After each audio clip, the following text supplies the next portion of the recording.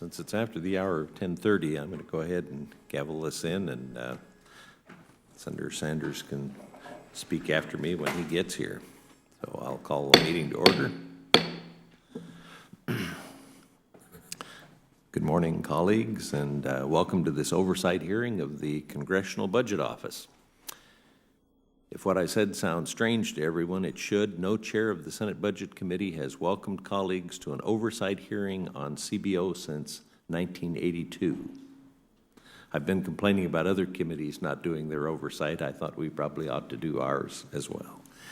Even so, the Congressional Budget Act of 1974 clearly gives us the authority to hold such hearings. Section 102A of the Act amends the standing rules of the Senate to give the Budget Committee the, quote, duty to review on a continuing basis the conduct by the Congressional Budget Office of its functions and duties, end quote. A similar duty is given to the House Budget Committee in Section 101. Our research indicates the committee executed this responsibility for several years after CBO's founding in 1975. Specifically, the committee held oversight hearings in 1975, 76, 77, and then in 1982. These hearings examined the agency's operations, staff, travel, models, outside contacts, and other aspects of the CBO's work. I doubt that the authors of the Budget Act had in mind, quote, every 33 years. When they gave the committee the power to review CBO on a continuing basis. So today we're resetting our oversight relationship with the CBO. Let me assure the new director and his staff that we'll henceforth hold hearings on a continuing basis with the goal of helping CBO be an even better organization than it is today. Congressional oversight of an office like CBO should always aim at clarifying the office's mission and improving its operations. The growth and development of any organization often challenges it to maintain a consistent mission and frequently degrades efficient operations. Nonprofit and for-profit boards of directors probably focus more on the challenges posed by growth and development than on any other topic. Indeed, successful companies often have a harder time with mission and operations than the less successful ones. Staying focused on what we do really well while expanding in size and influence is tricky, and it's helpful to have a group like this committee to advise and broadly guide the organization as it develops. What does this guidance mean, however?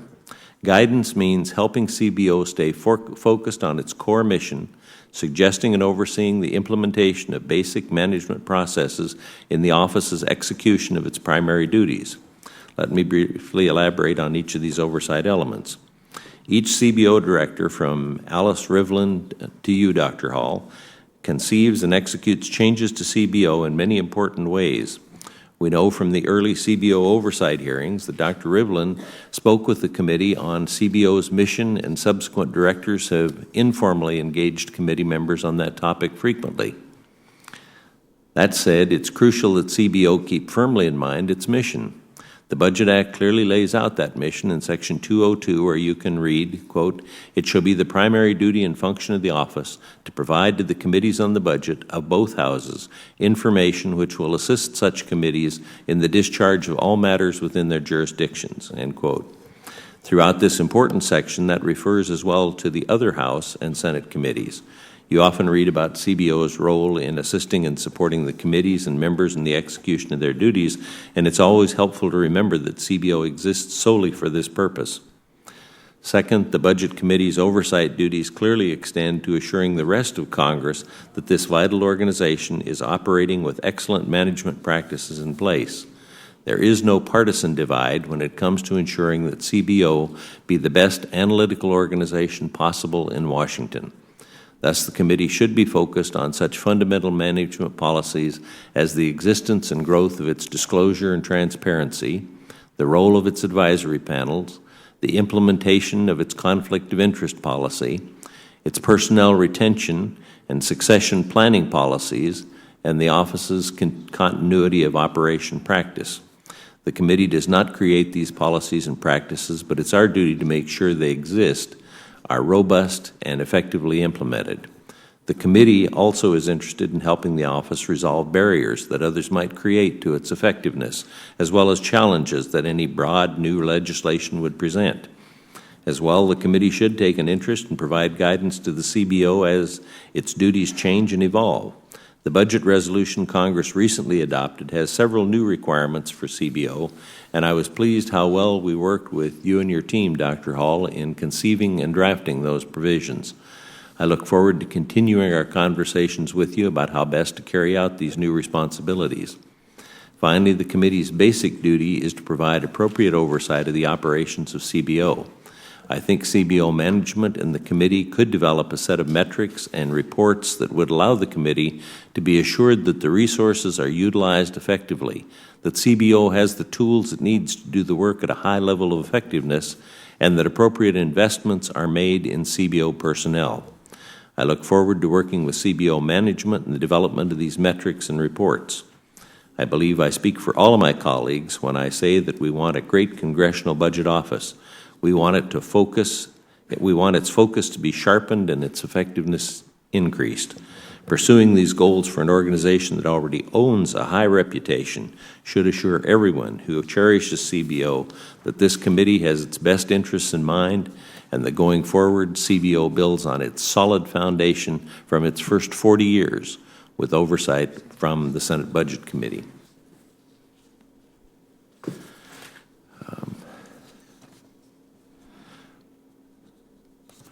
When Senator Sanders arrives, but right now what we'll do is go to Dr. Hall's testimony, and then if Senator Sanders is here, he can do his statement, and then we'll go into the questions.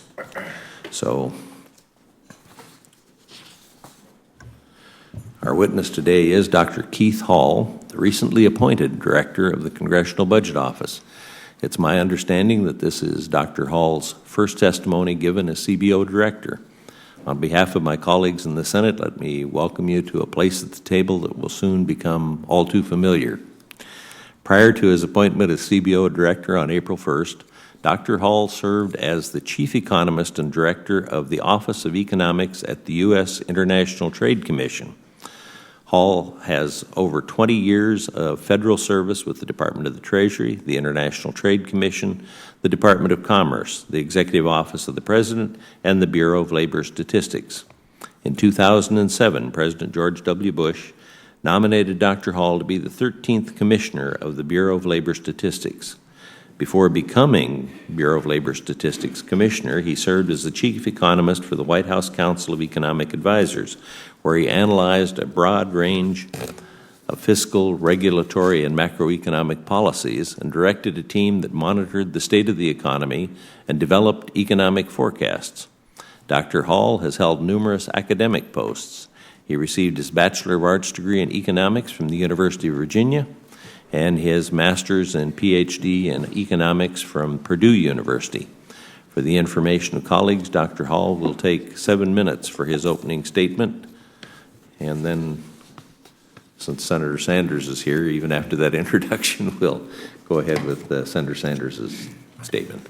Thank you, Mr. Chairman, and my apologies for being late. And Dr. Hall, welcome. Thanks for being here. Mr. Chairman, thanks for holding this important hearing. Though you and I certainly have our disagreements about policy and about the budget, we can most certainly agree that it is absolutely essential for the CBO to provide us with independent, nonpartisan, and unbiased scores of projections to inform the decisions that we make. And that has been the history of the CBO, and we will look forward to Dr. Hall continuing in that tradition. Mr. Chairman, we're here this morning to conduct oversight over the Congressional Budget Office, and that means making sure CBO sticks to its core mission of providing us with objective information about how legislation will impact the deficit in an unbiased manner. In my view, it is essential that the information that CBO provides Congress is as accurate as possible and as nonpartisan as possible. Director Hall, I recognize that you've been on the job for a very short time, but I'm sure you already realize how important CBO's nonpartisan reputation is for maintaining its ability to help us do our job. We need objective information regardless of one's political views. CBO, like all agencies, depends on its people for its success. The agency's ability to attract and maintain talented individuals is critical to what it does. It's also important to us since we and our staffs make countless requests of CBO each year. You know that you are running one of the most important agencies in this Congress. Like the rest of the government, CBO has had to do more with less under sequestration. The cuts required to make the Budget Control Act caps have meant that CBO has shed employees and seen a shrinking budget. For fiscal year 2016, CBO's funding request to Congress would provide a budget that is only slightly higher than the agency's funding level was in fiscal year 2010. However, even if that funding level were provided, CBO would still have 5% fewer employees than it did in 2010. Relative to GDP, CBO's budget has fallen by nearly half since its high point in 1977. And yet the fiscal year 2016 Budget Resolution Conference report includes several additional requirements for CBO, including analysis of macroeconomic effects or dynamic scoring, so-called fair value estimates, and new requirements for longer-term estimates. Director Hall, I would like to be clear that several of these new requirements, I believe, are nothing more than a backhanded way to make it easier to cut taxes for those who have benefited greatly over the past several years and to make it harder to assist those who have not. In other words, I am not a great fan of so-called dynamic scoring. Of course, these requirements are brand new, and we'll have to wait and see what CBO produces as a result. I sincerely hope that in complying with these new requirements, you will maintain CBO's standard for unbiased analysis. I know that the staff of CBO will do its very best to meet these requirements in a timely fashion. However, I question the wisdom of piling on these responsibilities with what seems to be little thought to the agency's ability to absorb this new workload while carrying out its ongoing responsibility. So, bottom line is, you have less money, you've been asked to do more. There are some of us who want to make sure you continue to do your work in the traditional, nonpartisan, objective way, and with that, we wish you the best of luck in your new task. Thank you, Senator Sanders. And since I've done the introduction, we'll go to Dr. Hall. Great, thank you. Chairman Enzi, Ranking Member Sanders, and members of the committee, I appreciate the opportunity to come before you today to discuss the work of the Congressional Budget Office. We are pleased to discuss our accomplishments, which we believe are substantial, but we also welcome the feedback that you can provide about ways in which we can do our job better. In my short time at CBO, it's become very clear to me that the agency is blessed with a staff that is knowledgeable, highly skilled, very hardworking, and dedicated to providing the best possible objective and impartial analysis to Congress. And CBO has consistently been rated one of the best places to work in the federal government. But we are not perfect, of course. No economists, analysts, or forecasters are. So we welcome thoughtful assessment of our work and of ways to improve it. The Congressional Budget Act of 1974 created this committee, the House Budget Committee, the Congressional Budget Office, and the Congressional Budget Office. CBO's work follows processes specified in that law or developed by the agency in concert with the budget committees and the congressional leadership. The agency's chief responsibility is to help the budget committees with matters under their jurisdiction. Also under law, it supports other congressional committees, particularly the Appropriations, Ways and Means, and Finance committees. At CBO, we are committed to providing information that is objective, insightful, timely, and clearly presented and explained. In keeping CBO's mandate to provide analysis that is objective and impartial, the agency makes no policy recommendations. Instead, it strives to present fully and fairly the likely consequences of alternative proposals being considered by Congress. For fiscal year 2016, CBO has requested an appropriation of $47.3 million, an increase of $1.6 million from last year. About 1/4 of the requested increase would fund 3 new positions, bringing the agency's staffing to 238. These new positions would be devoted to analyzing the economic effects of federal tax and spending policies, including conducting dynamic analysis of certain legislation as specified in the budget resolution, and analyzing health care issues. Focusing for a moment on those 2 topics, we have devoted significant effort to developing analytical tools that enable us to assess the macroeconomic effects of fiscal policies. Recent reports incorporating such analyses include several on the macroeconomic effects of alternate budgetary paths, including those specified in the recently passed Congressional Budget Resolution. We expect to devote considerable attention to further developing our capacity to conduct dynamic analysis in the coming year and have already shifted some resources towards that end. Interest in legislative proposals related to health care on the part of the committees of jurisdiction, the congressional leadership, and the budget committees remains very high. We continue to analyze proposals to modify the Affordable Care Act and the forthcoming Supreme Court decision regarding that act that could require significant changes to baseline projections and could lead to significant legislative activity. We are in the process of analyzing various aspects of the healthcare system and enhancing our analytical capabilities to assess the effects of future legislation on that system and on the federal budget. On a broader scale, in carrying out our mission of serving the Congress during 2015 and 2016, we will focus on meeting three goals. The first is to continue to provide Congress with budget and economic information that is objective and insightful and timely. In the coming year, we expect to provide a wide variety of estimates and other analysis to Congress.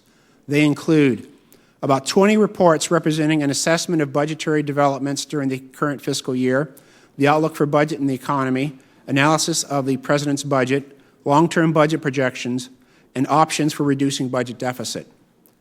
We'll also produce more than 500 formal cost estimates, mostly for bills reported by committees. In addition to formal cost estimates, we'll have about 10 times as many preliminary informal cost estimates, mostly to aid committees in the drafting of legislation. We'll produce about 120 scorekeeping tabulations for appropriation acts, and we'll produce roughly 85 analytical reports and other publications generally required by law or prepared in response to requests from the chairman and ranking members of committees. All of our estimates and reports are reviewed internally for objectivity, analytical soundness, and clarity. That rigorous process involves multiple people at different levels in the organization. In addition, we will consult with numerous outside experts who represent a variety of perspectives. A continuing challenge is how to respond in a balanced way to requests from both the majority and minority of multiple committees in both the Senate and the House. We regularly consult with the committees and the congressional leadership to ensure that we are focused on the work that is of the highest priority to Congress. Our second goal is to continue to present and explain the methodology and results of our analysis clearly. We make our work widely available to Congress and the public by releasing publicly all formal cost estimates and analytic reports. The input from outside experts and extensive external review will remain an important component of our transparency. Also, we will continue to have our documents and related information provide explanations that go well beyond just the presentation of results. In addition, CBO analysts will regularly explain details underlying the agency's estimates and other analysis to interested Hill staff and present their work at professional conferences to promote discussion among experts in the field. The transparency of our work is very important, and enhancing it is one of my prime objectives. We will look forward to the budget committees and other congressional users of our analysis to provide us feedback on the appropriate type and level of explanation of our methodology to be the most effective in supporting our work. Our third goal is to continue to improve our internal management. At CBO, we'll continue to face considerable competitive pressures in attracting and retaining highly educated and skilled employees that we need. More than two-thirds of the staff consists of economists and budget analysts. Talented people with those backgrounds are highly sought by other agencies, private analytic organizations, universities, and private companies. The gap between compensation that we provide and the compensation that people with such backgrounds can receive elsewhere is increasing. For example, in the past 17 years, the average inflation-adjusted annual salary paid to professors of economics has risen by 47%, while the highest inflation-adjusted annual salary paid at CBO has fallen by 7%. With the current limits on salaries that CBO can pay, hiring and retaining strong performers will be difficult in the long term. In closing, I would like to emphasize how much we at CBO have relied on the oversight of the budget committees and their help in explaining and communicating to others in Congress about our role in the complex federal budget process. We rely on your constructive feedback and guidance on important legislative developments and congressional priorities. We are grateful for the support and guidance you've provided throughout the 40 years of CBO's existence and look forward to continuing that constructive relationship for many years to come. Thank you. Thank you. We appreciate the information and realize that you haven't been there very long yet. We'll have questions 5 minutes by each senator in the kind of in the order of their arrival, but alternating back and forth between the Republicans and the Democrats. Director Hall, I recognize that you've only been the director for 59 days. In fact, I think today is the 59th day. But I suspect you've begun to reflect on the goals of your tenure in office and can tell that from your statement. Could you please take a minute or two to tell us what your midterm goals are for the CBO under your leadership? In other words, what accomplishments you'd like to be able to talk about in 6 months, and what objective measures we could have to determine if those have been achieved? Well, part of my initial impression is that the CBO is running and working very well. They have an excellent, well-deserved reputation for quality of the work, and I certainly didn't come into the job with the idea that large changes were needed at all. Two things, though, that come to mind since I've been with CBO, and one is an interest I've had even before coming to CBO, and that's providing transparency with what we do. I think it's vitally important that the work of CBO is credible. The value to you is that our work is credible. It needs to be objective and independent, and people have to believe that we've made an honest effort at it. And part of that, I think, is being transparent with what we've done, how we've done it, and being able to communicate it. In fact, I think transparency has two really important roles. One is the credibility, but second, by being more transparent, I hope that we get feedback in what we're doing. So if we provide an estimate and somebody thinks it's too high, it's not helpful if all they can say is it's too high. If we provide an estimate and explain how we got it, and you think there are problems with our methodology or some of the estimates that we've made, you can say that, and that's something that we can talk about and we can make improvements on. So one thing I think is definitely with transparency, certainly with dynamic scoring. I think we've got some transparency there, and sort of making clear how we're going to do our work. And I think we also need to make some effort to make sure we're working with economic consensus on dynamic methods. One of the things I think that we're starting to do now, in fact, we just did it last week. We had our Director of Macroeconomic Analysis present at the Conference of Business Economists about dynamic scoring, and the slides are now available online. That's provided some detail. She's going to make a similar talk to our panel of economic advisors in a month or so. And then starting fairly soon with a long-term budget analysis and the President's budget and economic effects of the President's budget later this year, we're going to try to improve our presentation of dynamic results and try to improve the transparency in that. That's one place where hopefully you'll see a difference going forward. The other thing is the development of healthcare models. We're doing work on healthcare has been a real challenge for CBO, in large part because all we had was theory. And our modeling was based on theory, and CBO did its best to estimate the effects of the ACA based on what economic theory suggests. But now we're starting to get some experience with the ACA. We're starting to get some data, and we're going to need to adapt our methodology as we get more data and as more research is done. So one of the things I'd like to do in the near term is trying to encourage, maybe trying to be more transparent about the sort of economic research that we'd like to see from the private sector or elsewhere on how to improve our modeling of healthcare. Thank you. I appreciate that, and particularly your comments during your testimony about the disclosure of your methodology too, which will help for people to have a better understanding of how you got there and whether they think it was right or not. And hopefully we'll have constructive suggestions for ways to improve that. Now, your predecessor's submission to the Appropriations Committee earlier this year, and I do mention that it was your predecessor, asked for authorizing provisions in the 2016 appropriations bill. CBO requested permission to hire employees with non-immigrant visas for difficult-to-fill positions and to keep half of the unused appropriations in FY16 for use in FY17.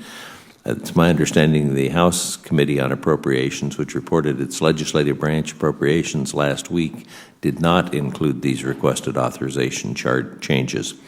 Do you know why CBO sought those provisions through the appropriations process rather than with changes in the authorizing statute through the Budget Committee?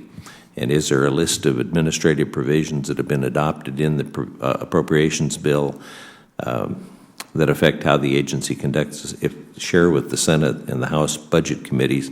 If not, please prepare such a list and submit it to the Senate and House Budget Committees. That's a pretty long question. Okay. Well, I think I can give you kind of a short answer because I wasn't involved, and I don't know why the submission was made through the appropriations. I do know that generally the interest of increasing our ability to hire is a concern. Actually, it's a concern throughout the federal government.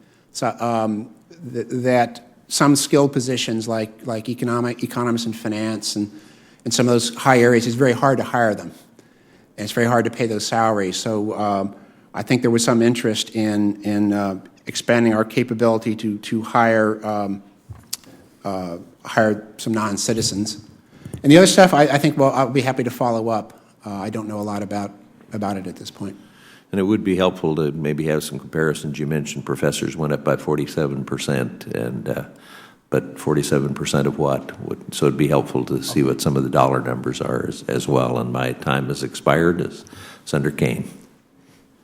Thank you, Mr. Chair, and thank you, Dr. Hall. Dr. Hall, I'm interested in one kind of metric question. I understand that it is not your office's job to offer policy, but here's a metric question that has bothered me since I came into the Senate, and it is a question over what is acceptable level of debt and what is a dangerous level of debt. We had a hearing in this committee a couple months back, and it was, I think the title of it was America's Dangerous Debt. We had 3 witnesses, and I asked them, and I think I may have been the last questioner that day, describe what is a dangerous level of debt. One witness said that he actually did not like the way we calculate debt, and so any debt to GDP ratio he thought was meaningless. He didn't really offer, I don't think he offered us a great alternative, but he at least candidly said, I don't think debt to GDP ratios is a meaningful number. The second witness said that she did not feel professionally qualified to offer an opinion about a metric for distinguishing acceptable debt from dangerous debt. And the third witness gave the most elegant 5-minute non-answer that I've heard in this committee. So no one would say, here's what the metric is. And, you know, early in my time in the Senate, the Rogoff-Reinhardt study came out that, you know, tried to say, here's acceptable and here's dangerous, and then there was a lot of critiquing of that. And as I followed this in 2.5 years in the Senate, I've been struck by how different it is from being a governor. We had debt ratios that we used that were bipartisan, that, you know, Democratic and Republican governors and Democratic and Republican legislative bodies generally followed, with plenty of controversy about how to manage to the ratio. You know, how do you construct the expenditure side or the revenue side to manage to the ratio? But we used total debt as a percentage of state GDP and debt service as a percentage of the state general fund budget as our ratios. When I was mayor of a city, we used similar ratios. We didn't have a number for debt, but we had ratios for debt. I wonder, you know, what is either, you know, your particular opinion, your office's opinion, or what you think is an economic consensus, to the extent that there is one, about what is an appropriate way to measure sort of appropriate debt versus dangerous debt. And then we would have all the controversies about how to, from a policy standpoint, manage to that. But I'd love to hear your thoughts on the metric itself. Sure. Well, first of all, the idea of debt to GDP is helpful in that it gives you some idea of the ability to pay it back, right? So, you know, so if a small business owes $1,000 or if Starbucks owes $1,000, those are 2 different situations. So it does help to put it in some perspective with GDP, its ability to pay back. And then, of course, there's a sort of the time value of money. GDP grows, prices grow, the debt grows. So it helps to give you some idea, again, about how that works. One of the things that CBO has done a fair amount of that I think is really useful, and that's to make projections and long-term projections under different scenarios. So you have a debt to GDP, and we can give you some idea of what could be the case in 10 years and 25 years. Under different scenarios with respect to productivity growth and et cetera. So you get some idea of worst-case scenarios, best-case scenarios in that respect. And then I think probably one of the most helpful things, and I think we're going to continue to try to do this, is give you some idea of what it would take to get rid of the current level of debt. What sort of cutbacks in either spending or taxes that would eliminate the debt. And that'll give you some perspective as to how hard it will be to get away, just how big that problem is. That's probably as good a way as any. As far as a level, it's hard to say a level that's a dangerous level. And just to follow up on that, and this is helpful, even recommendations about what it would take to get rid of the current level of debt. I mean, I don't think any of us around the table feel like we're going to be, as a nation, just debt-free. The idea would be to get rid of debt that could be unproductive or a challenge, and to have an appropriate level of debt.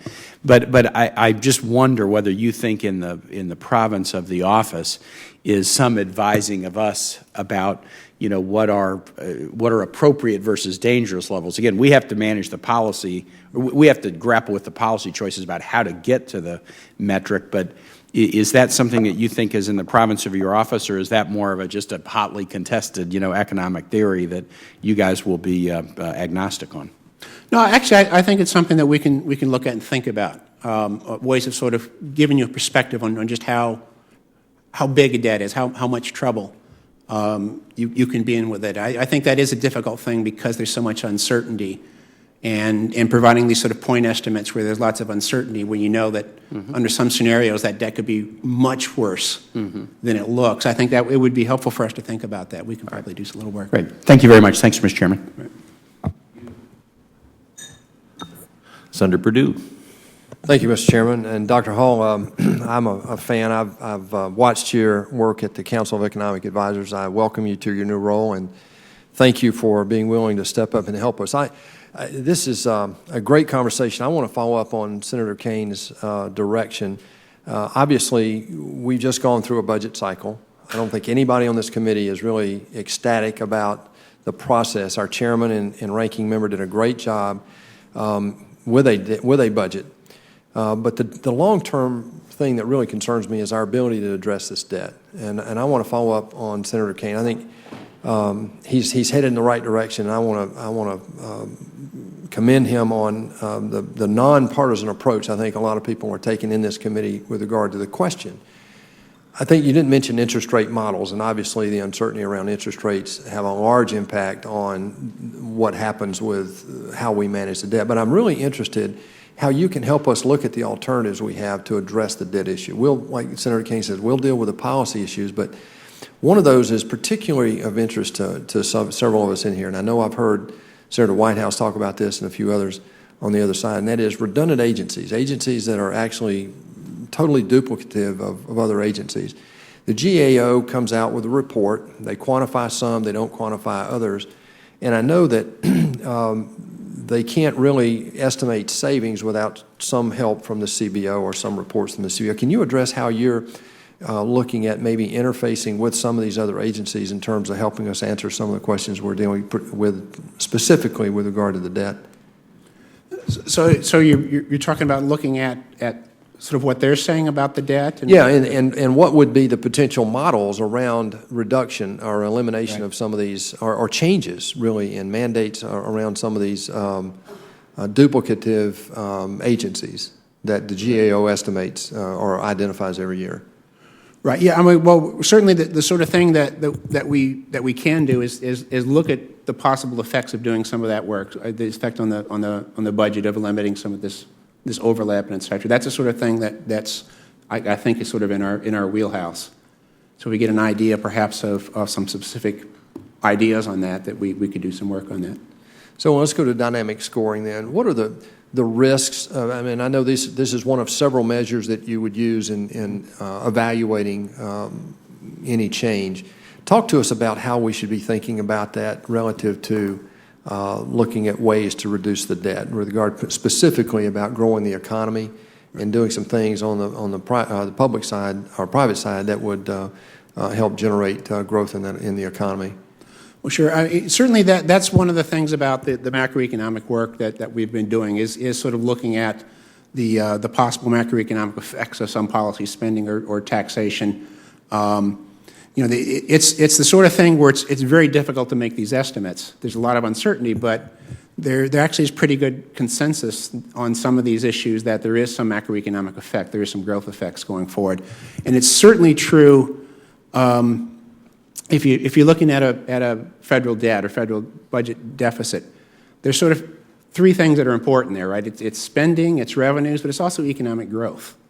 And so that's sort of a third thing that we're trying to take into account with a dynamic aspect.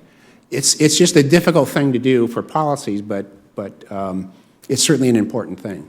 And you'll see that actually in our forecast, especially our long-term forecasting, how much if we change some of the assumptions on something like productivity growth, how much that makes a difference in the debt going forward. Thank you. That's very helpful. Switching over to just an oversight question, you mentioned that you were pleased with what you found so far coming in after 59 days. Give us a sense operationally of how you think we should think about the CBO's effectiveness in terms of dealing with new things that we're asking you to do, like dynamic scoring and others.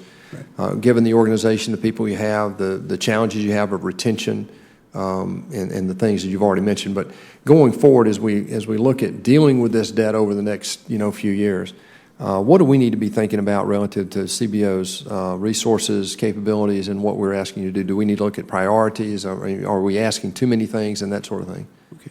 Well, certainly one important thing for a place like CBO is to always have a certain amount of their time and resources set aside for developing new methodologies. And right now, I think the two things I mentioned, dynamic scoring and especially healthcare, those are really new areas. And so for a lot of the CBO work, we're sort of taking the consensus of economic science and applying that. And something like healthcare, we're sort of creating it. We're on the frontier of that. So we've got to spend a considerable amount of time ourselves trying to develop the modeling and such, and just having some resources where we can do that and vet that work is very important. And then, of course, just setting priorities for us. One of the things that's really clear is we get more requests than we could possibly handle at times, and having some guidance as to which ones we should move on first is very, very helpful for us. Thank you. Thank you, Mr. Chairman. Thank you. Senator Whitehouse. Thank you, Chairman. Mr. Hall, welcome. I think a lot of us are concerned about where this dynamic scoring issue goes. As you just pointed out, it's a new frontier for CBO, and you will be responsible for setting the kind of behind-the-scenes ground rules for the application of the rule. And my concern is that in setting the ground rules for the application of dynamic scoring, you might be inclined to set it up in such a way that it favors things that the majority party likes, like big tax cuts for wealthy people, and produce dynamic scoring results that show that that's such a wonderful thing, and not things that they don't like so much, like the Clean Air Act. So the Clean Air Act, according to EPA, for every dollar that the polluting utilities have had to spend to clean up the air, has paid back more than $30 in public benefit. A lot of that is in health savings. A lot of that comes back through the federally supported healthcare system. Are things like the savings from clean air and clean water likely to be picked up in the way that you will organize the dynamic scoring, or is it just going to be taxation and the things our friends like so much? Will you treat us fairly in setting up this rule so that it falls on the just and unjust alike, as some would say? Well, I think, as I said before, I think the credibility of what CBO does is important to us, but it's important to you on both sides. That we don't have any value probably for you if what we do is not credible, and it's not objective and independent. With respect to something like dynamic scoring, CBO has already been using dynamic scoring. You can sort of see how it's been implemented. But that's a big part to me of transparency, is making clear how we're going to do the dynamic scoring, what models we're going to use, what estimates we're going to use. And in making those selections, will you be sure that it can apply fairly to all results, no matter what the desired policy outcome might be by certain interests? Absolutely. Absolutely. And like I say, that's part of the transparency. You know, we have, for example, we have an economic advisory panel, and we're going to vet our methodology in our next meeting. In fact, we're going to talk in some length about our dynamic methodology and get some feedback from those folks. And we're going to say when we increase our transparency, we're going to open ourselves up to criticism and comments if we're not doing a fair job. And I think that's the only way for us to remain credible and also improve in what we're doing. And the goal is to like I say, is to do this in a way that represents sort of the state of economic science. And we're trying to look for consensus as much as possible in what we do. You come to us from, among other places, the Mercatus Center, which is very heavily funded by polluting interests and has a, from my view, unfortunate record of attacking the Clean Air Act, pretending that the science of climate change isn't real, and in general supporting the industry antagonism towards doing anything about carbon pollution. And that would not, I hope you will agree, be an appropriate set of points of view to be bringing with you into your new position at CBO. Is that correct? Well, it's absolutely. The goal of CBO, and my goal is to maintain what I think is an excellent reputation of CBO for doing independent and objective work. And we will continue to do that. So the policy goals that Mercatus Center sought to achieve on behalf of its big funders are things that we need not worry about infiltrating your work as CBO director. Yeah, I can't, to be honest, couldn't tell you offhand what their policy goals are, but absolutely. All right. Delivery system reform is an area in the healthcare system where there's a lot of bipartisan support. Are there any provisions of the Affordable Care Act right now that you can say have led to savings? You know, I'm pretty new on the job, and I don't want to talk too much about CBO's work because I haven't been involved in it. You know, certainly one of the things that's already happened at CBO was some of the early modeling of the ACA. Like I say, was based on theory, and as we're starting to get some experience, the results are going to change a little bit based on experience like that. So, if what you say is true and we find that's true, it'll be reflected in our modeling going forward. Well, my time is up. I look forward to working with you, Mr. Hall, and I welcome you to CBO. Thank you. Thank you. Senator Sessions. Thank you. Thank you, Mr. Hall, and we're glad to have you on board. Thank you. And you will be challenged. And Dr. Elmendorf, I think, did a pretty good job. And a lot of times he was under intense political pressure, and I think in general he produced reports that were objective and respected on both sides. And you'll be under pressure too, and I hope you'll adhere to what you just said. You're going to give the facts as you see them. Senator Kane asked about debt and dangerous levels. Professor Kotlikoff, I believe from Boston University, was here, and he gave us, I think, almost a passionate, but objective analysis of our long-term unfunded liabilities that he say put us on a path to disaster.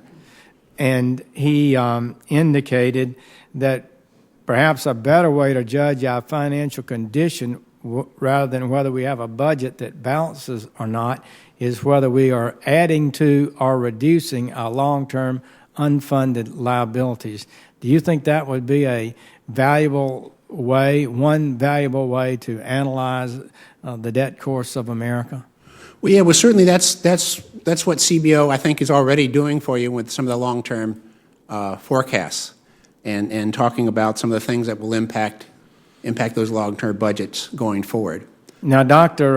Elmendorf said that even though we've seen some reductions in our deficits, we're under $500 billion presumably this year, hopefully we will be, that we'll begin a relentless climb in those numbers in the years to come, reaching $900 billion or more. 10 years from today, and he asserted that was an unsustainable future, that it presented unacceptable risk to our financial future. Would you agree with that? I absolutely agree with CBO's assessment then, and I think it'll continue that way for a little while. Now, one of the most unusual things that happens here to me is to some degree our lack of understanding of the huge numbers that we deal with. Mm-hmm. I'm not raising this to attack Obamacare, but I want to talk about it. On the eve of the vote, December 23rd, I pressed Mr. Elmendorf to give a report on the action that was proposed by that legislation. And it was going to reduce spending and produce savings in Medicare by $400 billion, as I recall. And that money was going to be used to fund the new program, Obamacare. And it was asserted that these reductions in spending in Obamacare, in Medicare, would strengthen Medicare, put it on a sounder footing, and also provide money to the new program. Now, if we were dealing with a small amount of money, $500, people would obviously see the danger in this analysis. And so I said, isn't this double counting? And I want a letter from you on it. And he wrote me a letter. And he said, you can't spend the same money twice. You can't spend the same money twice. And it is double counting. He used those words. And he said, though the conventions of accounting might suggest otherwise, was what his written statement to me was. Well, by then it was too late. The bill passed, and we never analyzed that. So have you thought about, and am I correct to say, that we have a trust fund for Medicare, trustees that manage that fund, and when we reduced the payments to Medicare providers and saved $400 billion, that was a savings that accrued to the trustees for the Medicare beneficiaries. It didn't provide any extra cash for the Treasury of the United States to fund Obamacare with. And in fact, the Treasury of the United States borrowed the money, or in effect counted that savings improperly, because the money belongs to the trustees at Medicare. Am I wrong about that? Well, and it's a pretty big issue, wouldn't you think? $400 billion. Right. Can we agree on that? Well, I don't want to agree purely because I haven't had enough experience and looked at this enough. I'm happy to go back and take a look at Doug's letter and sort of get an idea of better understanding of the issue. Well, we need to understand this. This is huge, because we have a unified budget. It ignores, in that process, the trust funds. It assumes that we just have all money coming into the federal government, all money going out of the federal government. We have trustees of Medicare, and they claim it's their money that was saved, and it didn't provide the money for Obamacare. It really, in a sense, was all borrowed eventually by the Treasury of the United States to the extent that it produced cost. My time's up. Thank you, Mr. Chairman. Well, Dr. Hall, that gives you a little indication of some of the written questions that you might get now, which, of course, you'll have a little longer time to think about before you respond to us. But I would mention that any of my colleagues that have some additional questions, they're due by 6 p.m. today, the hard copy delivered to the committee clerk in Dirksen 624. And then we would hope that you would respond within 7 days from the receipt of the questions. I have a number of questions.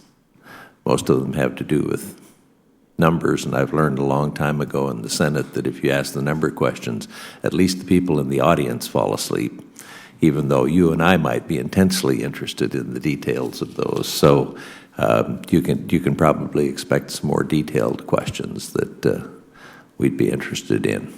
So I thank you for being here. Mr. Chairman? Yeah. Would it be possible to ask one more? You've waited? Yeah. Certainly. Thank you. Dr. Hall, one question I wanted to get to and didn't. When we've had testimony from your predecessor, one of the things that interests me is looking at certain spending categories to GDP and how they're trending. So our defense spending as a percentage of GDP is going down. Our non-defense discretionary spending as a percentage of GDP is going down. Social Security as a percentage of GDP going up. Other health care, kind of combined Medicaid, Medicare, probably VA, health care related going up. Tax expenditures as a percentage of GDP growing pretty significantly. As we analyze expenditure categories kind of for the arc of going the right way, going the wrong way, should we look at tax expenditures sort of as a spending item? You mean in terms of the trend and the share of GDP? Sure. Sure, it sounds like that's a useful way of looking at it. And I guess one of the challenges in the dynamic scoring is that you can reduce an expenditure that will have minimal kind of extra economic consequence, or you can reduce an expenditure like an infrastructure expenditure that could have significant economic consequence. And similarly on the tax side, whether it's a rate or a tax expenditure, you might make a move up or down that would have minimal kind of ripple effect, or you might make a move that would have maximum ripple effect. And what dynamic scoring done well should enable us to understand a little bit is what the magnitude of the sort of ripple effects are. Right, yeah, I think that's right. I think that's why we have to be very careful and transparent about exactly how we've analyzed things, especially with the dynamic scoring. Great. Thank you, Mr. Chairman. Appreciate it, Dr. Hall. Certainly, and I appreciate your comments on that. And as another former mayor, we did our budgeting a little bit differently, and consequently, we have one of the few debt-free cities in the nation, I think. So we didn't worry about what the percentage was of GDP. We worried about whether we were paying all our bills or not. I'm going to have some more detailed questions on if the hiring of the non-immigrant visas for the difficult-to-fill position saves money, and also some other places where we're interested, since we're putting quite a burden on the other committees to come up with some savings, to see if there aren't some places where we can come up with some savings as well. So thank you very much for being here at this first oversight hearing in 33 years. Thank you for your answers. Thank you.